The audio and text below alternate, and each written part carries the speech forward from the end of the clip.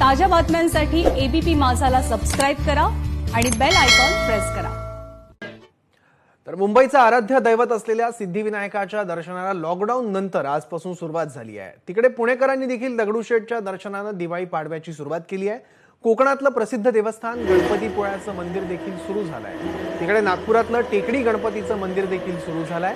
सगळ्या मंदिरात social distancing, mask आणि सॅनिटायझेशनचा वापर अनिवार्य करण्यात आलाय। मुंबईतलं सिद्धिविनायक असो, पुण्यातलं दगडूशेठ असो, पाडव्याच्या मुहूर्तावर ही सगळी गणपती मंदिरं खुली झाली आहेत। यामध्ये रत्नागिरीच्या गणपतीमुळे आणि नागपूरच्या टेकडी गणेशचा देखील समावेश आहे।